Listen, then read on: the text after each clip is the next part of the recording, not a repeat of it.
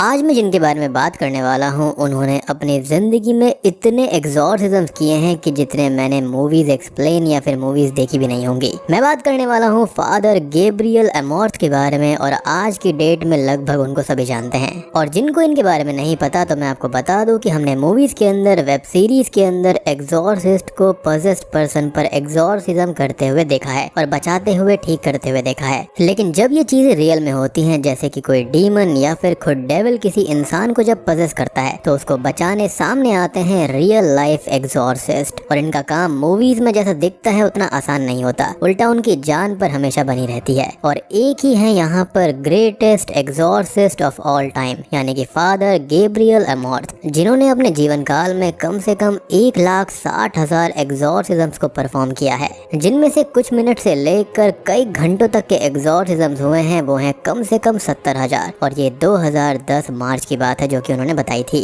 Unfortunately वो इस दुनिया में फिलहाल नहीं है, क्योंकि 16 सितंबर 2016 में उनकी मृत्यु हो गई थी रोम, इटली में। और उनकी उम्र उस वक्त 91 साल थी, यानी कि 91 ईयर्स। लेकिन उनका सामना हमेशा छोटे मोटे डीमन से नहीं हुआ है, बल्कि कई बार उनका सामना खुद डेविल हिमसेल्फ यानी कि लूसीफर से भी हुआ था। और आज मैं उनके ही ढेर सारे केसेस के बारे में बात करूंगा, जिसके अंदर 4 बहुत ही ज़्यादा फेमस हैं। और इस वीडियो का और रियल स्टोरी का जो 5वां केस है वो बहुत ही भयानक और बहुत ही खतरनाक है।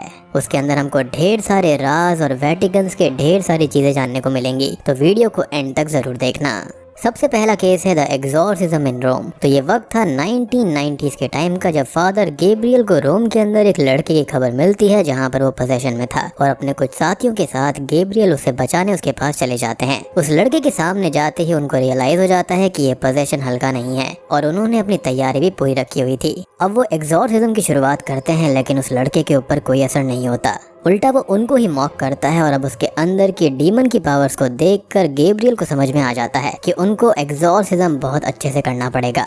अब वो अपनी प्रेयर्स और राइट्स तेज कर देते हैं और काफी देर हो जाने पर भी वो लड़का पजेस ही था, जिसकी सोल को अंदर से डीमन खाता जा रहा था, यानी कि उसकी लाइफ फोर्स कम होती जा रही थी। और रियल लाइफ एग्जॉर्सिज्म्स में ऐसा ही होता है, जहाँ पर एक पर्सन को पोजेशन से निकालने में बहुत वक्त लगता है, इवन मंथ्स और ईयर्स भी लग जाते हैं। Now coming back to the story, father धीरे धीरे उस डीमन पर कमांड पाते हैं और उसका नाम पूछते हैं। तो वो कोई डीमन नहीं था, बल्कि खुद डेविल लूसीफर था। और अब चीजें डेंजरस होने लगती हैं। वो रूम धीरे धीरे बहुत ही ठंडा होने लगता है और कुछ पैरानॉर्मल एक्टिविटीज वहाँ पर होने लगती हैं। वो लड़का अपना सर पूरी तरह पीछे कर लेता है और मरता इसलिए नहीं क्योंकि तब उसकी बॉडी में पोजेशन था। और पोजेशन में ऐसा ही होता है कि पजेस करने वाला कभी भी पजेस्ड को मरने नहीं देता, क्योंकि ऐसा होने से डीमन या फिर डेविल खुद उस बॉडी के अंदर ट्रैप हो सकता है और बाहर नहीं निकल सकता। अब फादर अपना एग्जॉर्सिज्म चालू रखते हैं, लेकिन इससे पहले कि वो डेविल के ऊपर कमांड ले पाते उससे पहले ही वो लड़का हवा में फ्लोट करने लगता है और कुछ देर तक उसी हालत में रहता है। लेकिन फाइनली एग्जॉर्सिज्म सक्सेसफुल हो जाता है और डेविल स्क्रीम और हाउल करके उस लड़के की बॉडी को छोड़ देता है। लेकिन उसके अंदर एक डर बैठ गया था और उसे पूरी तरह ठीक होने में कई साल लग गए। और इन सालों में फादर गैब्रियल उससे मिलते रहे ताकि अगर डेविल लौटे तो वो भी उसको हराने के लिए तैयार रहे।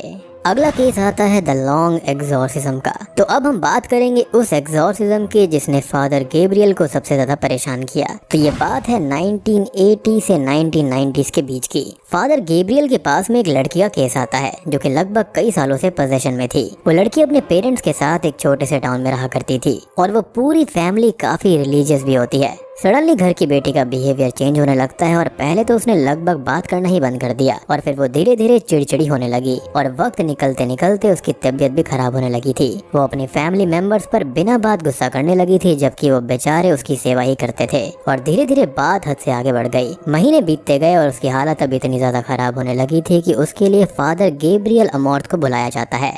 अब पहले तो वो चेक करते हैं कि कहीं ये कोई साइकोलॉजिकल प्रॉब्लम तो नहीं है, एज वो दोनों ही चीज़ों यानी कि साइंस और रिलीजन को बराबर फॉलो करते थे। पोजेशन की पुष्टि होने पर वो अपने असिस्टेंट के साथ एग्जॉर्सिज्म शुरू करते हैं, जो कि शुरू होते ही मिस्टीरियस तरीके से फेल हो जाता है। वो लड़की हंसती है और उनको मॉक करती है और उसके अंदर का डीमन उनको परेशान करने लगता है। वो बार बार एग्जॉर्सिज्म करते हैं और हर बार एग्जॉर्सिज्म फेल होते चले जा रहे थे। अब ऐसे एग्जॉर्सिज्म करते करते वक्त बीतता चला जाता है और सालों बीत जाते हैं। एक के बाद एक बहुत सारे एग्जॉर्सिज्म फेल हो जाते हैं और अब वो लड़की अपने अंतिम वक्त के नजदीक आ चुकी थी। और अब जो आखिरी एग्जॉर्सिज्म हुआ, अगर वो फेल होता है तो वो लड़की अपनी जान गंवा देगी और फादर गैब्रियल अपना यहाँ पर मोटिवेशन थोड़ा सा खो देते हैं और इसलिए उनका सक्सेसफुल होना बहुत जरूरी था। और अब अगले एग्जॉर्सिज्म की तैयारी होने लगती है और लोग प्रेयर करने लगते हैं और फादर गैब्रियल अमॉर्थ शुरू करते हैं one of the longest exorcism. अब सबकी सांसें यहाँ पर थमी हुई थी कि एग्जॉर्सिज्म पास होगा या फिर फेल, और तभी गॉड के साथ से आखिरकार फादर गैब्रियल उस लड़की को बचा लेते हैं और उस डीमन को जहन्नुम की आग में भेज देते हैं। अगला केस है वन मोर एग्जॉर्सिज्म।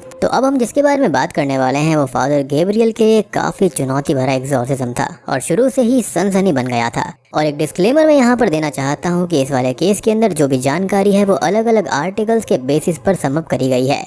तो ये जो एग्जॉर्सिज्म है वो है लूसिया नाम की एक लेडी का, जो कि अपनी फैमिली के साथ अच्छे से अपनी जिंदगी को व्यतीत कर रही थी, लेकिन अचानक से उसके लिए चीजें बिगड़ जाती हैं जब उसकी लड़ाई अपने किसी परिचित से हो जाती है और वो परिचित कोई रिचुअल करके उसके पीछे डीमंस भेज देती है। अब ये डीमन लूसिया को पजेस कर लेता है और उसे अंदर से खोखला करने लगता है, जिसके बाद उसकी जान बचाने के लिए ऑब्वियसली फादर गैब्रियल अमॉर्थ को बुलाया जाता है। फादर अपना एग्जॉर्सिज्म शुरू करते हैं, लेकिन वो डीमन पावरफुल के साथ साथ काफी केयर फ्री भी था और लूसिया को अपनी जान तक देने पर मजबूर करने लगता है, लेकिन समहाउ वो खुद को रोकती है। और जब भी डीमन या फिर डेविल किसी को पजेस करता है तो उस डीमन या फिर डेविल और इंसान की रूह के बीच में एक जंग होने लगती है। इसलिए कहते हैं कि हमें अंदर से साइकोलॉजिकली काफी स्ट्रांग रहना चाहिए। खैर अब वक्त बीतता जाता है, फादर गैब्रियल थोड़े अलग कामों में बिजी हो जाते हैं और जब उन्हें लूसिया की हालत के बारे में पता चलता है तो वो उसकी मदद करने वापस आते हैं और फिर से एग्जॉर्सिज्म को शुरू करते हैं। अब पहले तो लूसिया को कोई खास फर्क नहीं पड़ता और वो उन पर गुस्सा करती है, उनको बुरा भला बोलने लगती है। और जब एग्जॉर्सिज्म अपनी पकड़ बनाता है तो डीमन कमजोर पड़ने लगता है और वो उनको गालियां देता है, कर्ज करता है, धमकी देता है, लेकिन फादर अपने कदम पीछे नहीं लेते और प्रेयर्स को जारी रखते हैं। डीमन उन्हें तो तोड़ नहीं सकता था, तब वो आसपास के लोगों को हॉन्ट करके उनको तोड़ने का काम करने लग जाता है, लेकिन फादर गैब्रियल अमॉर्थ अपनी विल पावर और लूसिया की हिम्मत के साथ डीमन को डिफीट कर ही देते हैं और इस तरह से लूसिया की जान बच जाती है।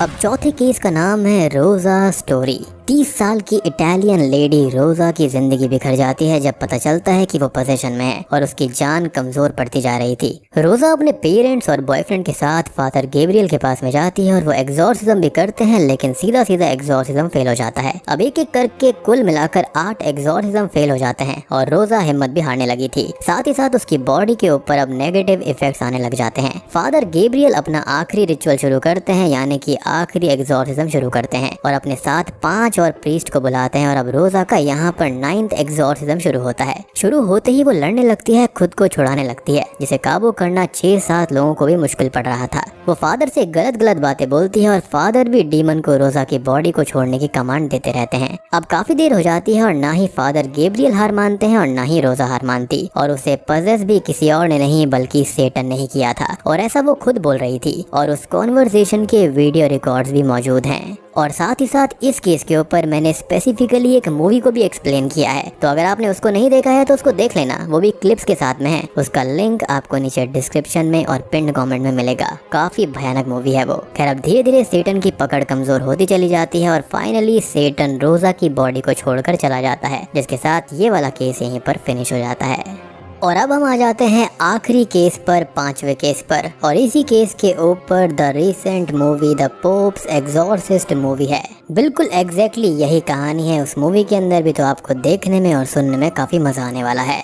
और साथ ही साथ आपको यहाँ पर वेटिकन्स के ढेर सारे राज भी सुनने को मिलेंगे, तो ध्यान से इस कहानी को सुनिएगा। तो कहानी शुरू होती है जून 1987 में, जहाँ पर हम देखते हैं फादर गैब्रियल अमॉर्थ को, जो कि इटली के एक छोटे से शहर में आए हुए थे, जहाँ पर एक लड़का पजेस होता है और उनको एग्जॉर्सिज्म करना था। वो अपना एग्जॉर्सिज्म शुरू करते हैं और एक होली रेलिक उस लड़के को दिखाते हैं, उसके सामने घुमाते हैं और फिर उसके अंदर के सेटन से बात करने लगते हैं। वो कहते हैं कि अगर वो सेटन ही है तो फादर का नाम बताए, और इस तरह से वो उसे उसकी पावर्स को प्रूव करने को भी कह रहे थे और वो लड़का उनका नाम नहीं बताता। अब यहाँ पर सेटन की पावर्स को प्रूव करवाने के लिए वो एक पिग भी लेकर आए थे और सेटन से वो उसको पजेस करने को कहते हैं, और जैसे ही वो उसे पजेस करता है वो उस पिग को खत्म कर देते हैं, जिसके साथ ही ये पोजेशन भी खत्म हो जाता है। खैर अब हम देखते हैं एक फैमिली को, जिसके अंदर है जूलिया, उसकी बेटी एमी और बेटा हेनरी। और ये लोग यूएस से स्पेन आए हैं क्योंकि जूलिया के हस्बैंड की फैमिली हेरिटेज के अंदर सैन सेबेस्टियन नाम की एक एबी यानी कि एक बिल्डिंग उसको मिली है, और इसी को वो रेनोवेट करवा रही है और उसके हस्बैंड 1 साल पहले ही गुजर चुके हैं, जिस वजह से उसने अमेरिका भी छोड़ दिया। अब यहाँ पर उसे फादर थॉमस एस्क्यू बेल मिलते हैं, जो कि उसको वेलकम करते हैं और उससे थोड़ी बहुत बात करते हैं। दोनों बच्चे यहाँ वहाँ घूमते हुए बिल्डिंग देखने लगते हैं, जहाँ पर एमी को कुछ अजीब सी आवाजें आती हैं, जिनको वो इग्नोर कर देती है। और हेनरी को एक वॉल के पीछे वेटिकन सील दिखाई देती है, जो कि अचानक से क्रैक होने लगती है और वो उसे देखकर वहाँ से चला जाता है। खैर अब हम देखते हैं फादर गैब्रियल को, जिनको कार्डिनल और कुछ कैथोलिक चर्च के हेड्स के पैनल के अंदर हियरिंग के लिए बुलाया जाता है और यहाँ पर उनसे बिना परमिशन आखिरी एग्जॉर्सिज्म करने के लिए सवाल जवाब किए जाते हैं, यानी कि वही एग्जॉर्सिज्म जिसके बारे में मैंने शुरुआत में बताया था, जिस पर वो कहते हैं कि उन्होंने एग्जॉर्सिज्म किया ही नहीं था, बल्कि वो लड़का तो साइकोलॉजिकल तौर पर परेशान था और उसको ऐसा लगता था कि वो पजेस है और उन्होंने उसके इस पोजेशन को हटाने के लिए एक नाटक किया था, जिससे वो ठीक हो गया। और 98% केसेस में उनके हिसाब से लोग पजेस होते ही नहीं हैं, बल्कि कोई साइकोलॉजिकल प्रॉब्लम्स के अंदर होते हैं, जिनको वो डॉक्टर्स के पास ही रेफर करते हैं। और बाकी जो 2% केसेस बचते हैं वही रियल होते हैं, जहाँ पर इविल टेक ओवर करता है। लेकिन ये सब बातें कार्डिनल सुलिवन और उनकी बेंच को सही नहीं लगती, ऐसा उनका मानना था कि इविल एग्जिस्ट ही नहीं करता और वो एग्जॉर्सिस्ट की पोस्ट को ही खत्म करने की फिराक में है, जिस पर फादर गैब्रियल की उनसे बहस होती है और वो ये कहकर वहाँ से चले जाते हैं कि उनके बॉस पोप हैं और वो उनकी ही बात मानेंगे। अब इधर हम देखते हैं कि एबी के अंदर कुछ वर्कर्स होते हैं, जिनको वॉल के पीछे वो वेटिकन वाली सील दिखाई देती है और उसे अच्छे से देखने पर वो उधर फ्लेयर डालते हैं, जिससे वहाँ की गैसेस से आग लगने लगती है और वो झुलस जाते हैं। इसके बाद में सभी कंस्ट्रक्शन वर्कर्स काम छोड़कर वहाँ से चले जाते हैं। कुछ ही वक्त के बाद में हेनरी की तबीयत बिगड़ने लगती है और घर में अजीब अजीब हॉन्टिंग चीजें होनी शुरू हो जाती हैं, जिससे सभी लोग डर जाते हैं और अब हेनरी को कोई डीमन भी पजेस कर लेता है। वो एमी और जूलिया पर अटैक करता है और उनसे प्रीस्ट को लाने को कहता है और जूलिया थॉमस को बुलाती है, लेकिन उसे बाहर फेंकते हुए पजेस्ड हेनरी ये कहता है कि उसे ये प्रीस्ट नहीं बल्कि दूसरा चाहिए। अब अगले दिन जूलिया उसे डॉक्टर्स के पास में ले जाती है, जहाँ पर उसके सभी टेस्ट बिल्कुल नॉर्मल आते हैं, जैसे कि किसी भी केस में होता है। और डॉक्टर्स को लगता है कि शायद ये साइकोलॉजिकल प्रॉब्लम हो सकती है, एज 1 साल पहले उसके डैड गुजर गए थे और तब से वो बोला भी नहीं था। खैर अब ये खबर पोप को मिलती है और वो गैब्रियल से वहाँ जाकर उस बच्चे को बचाने को कहते हैं और ये भी बताते हैं कि वो एबी पहले भी चर्च के लिए प्रॉब्लम की वजह रही है, जहाँ पर कुछ तो इविल जरूर है और वो उसके बारे में इन्वेस्टिगेट करेंगे। तब तक गैब्रियल हेनरी को बचाए और यहाँ पर उन दोनों की बातों से हमको ये पता चलता है कि हेवन से 200 फॉलन एंजल्स को निकाला गया था, जो कि धरती पर अलग अलग 200 जगहों पर बस गए थे और वो जगह ही इविल हो गई थी, जहाँ पर गॉड और उनके लोग भी जा नहीं सकते, यानी कि उनका जाना वहाँ पर बिल्कुल भी आसान नहीं है, क्योंकि वो जगह काफी ज्यादा हिडन है।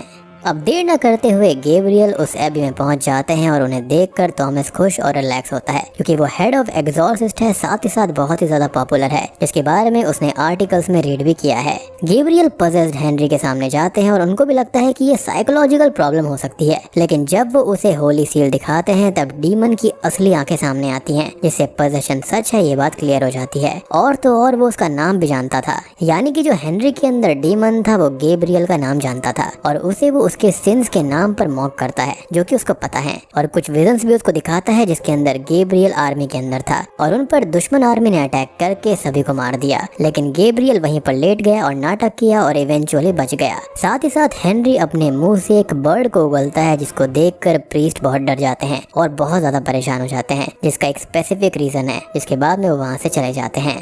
वो बाहर आकर थॉमस से ये कहते हैं कि ये डीमन बहुत पावरफुल है और इसका एक्सेस भी ज्यादा हो सकता है। खैर वो अब थॉमस से बाहर आकर ये कहते हैं कि ये डीमन बहुत पावरफुल है, जिस पर यहाँ पर सवाल यही बनता है कि उसने आखिर बच्चे को पजेस ही क्यों किया था। खैर वो जूलिया से बात करते हैं, जहाँ पर वो बताती है कि हेनरी अपने डैड के साथ था जब ये हादसा हुआ, यानी कि जब उनकी मौत हुई थी, और उसने अपने डैड को अपने सामने ही मरते हुए देखा था, जिसका ट्रॉमा उसके अंदर था। इस पर गैब्रियल कहते हैं कि डीमंस अक्सर ट्रॉमा का ही इस्तेमाल करते हैं और वो जूलिया से वादा करते हैं कि वो हेनरी को बचा लेंगे, बस उसे भी पूरी फेथ रखनी होगी और अपने मदर्स लव को स्ट्रॉन्ग रखना पड़ेगा। अब वो डीमन एमी को हॉन्ट करता है और उसे एक कॉल पर उसके ही डैड की आवाज सुनाता है और कहता है कि वो सब मारे जाएंगे, जिससे वो बहुत परेशान हो जाती है और वो जूलिया के पास में आती है, जिसे वो और गैब्रियल संभालते हैं। अब गैब्रियल अपने एग्जॉर्सिज्म की तैयारी करते हैं, जिसके अंदर थॉमस उनका साथ देगा और वो उसको कन्फेस करने को कहते हैं, क्योंकि डीमंस उसके अंदर के सिंस को उनके खिलाफ इस्तेमाल कर सकता है। अब थॉमस बताता है कि उसने 8 महीने पहले ही कन्फेस किया था और वो उसको रोक लेते हैं, क्योंकि अगर उसने इतने पहले कन्फेस किया है तो उसके अंदर कोई भी छुपा हुआ सिन होगा ही नहीं। खैर अब एग्जॉर्सिज्म शुरू होता है, लेकिन अभी तक उन दोनों को डीमन का नाम नहीं पता था, जिससे उनकी पावर यहाँ पर थोड़ी कम थी। लेकिन वो कुछ भी कर ले, डीमन पर कोई भी असर नहीं पड़ता और वो उन दोनों के सेंस को उनके ही खिलाफ यूज करके उन्हें कमजोर करने लगता है। वो एक लड़की रोज़ारिया का रूप लेकर फादर गैब्रियल से कहता है कि उसके सेंस उसके अंदर हैं, जिस पर वो कहते हैं कि उनके सेंस माफ हो गए हैं, जिस पर डीमन कहता है कि सेंस तो माफ हो गए होंगे, लेकिन यहाँ पर क्या खुद गैब्रियल ने खुद को माफ किया है और उसने रोज़ारिया की हेल्प नहीं की थी, उसको नहीं बचाया था। और ये भी एक डिफरेंट केस है जिसके बारे में मैं आपको थोड़ी देर में बताऊंगा। डीमन थॉमस को भी परेशान करता है एडला नाम की एक लड़की के बारे में बताकर, जिससे थॉमस का अफेयर था। और अब वो दोनों अभी हार जाते हैं और ये एग्जॉर्सिज्म फेल हो जाता है और वो दोनों बाहर चले जाते हैं। लेकिन जाते जाते डीमन गैब्रियल से कहता है कि आखिरकार वो चारा बन ही गया, लेकिन ये बात यहाँ पर उसको समझ में नहीं आती। खैर अब हम देखते हैं पोप को, जो कि उसी एबी के रिकॉर्ड्स को मंगवाते हैं और उनको पढ़ते हुए उनको कुछ ऐसा पता चलता है जिससे उनके पैरों के नीचे से जमीन खिसक जाती है। और ऐसा क्या पता चला उसके पत्ते हम थोड़ी देर में खोल देंगे। और साथ ही साथ अचानक से उनकी तबीयत बिगड़ जाती है और उनको हॉस्पिटल में तुरंत ही एडमिट किया जाता है।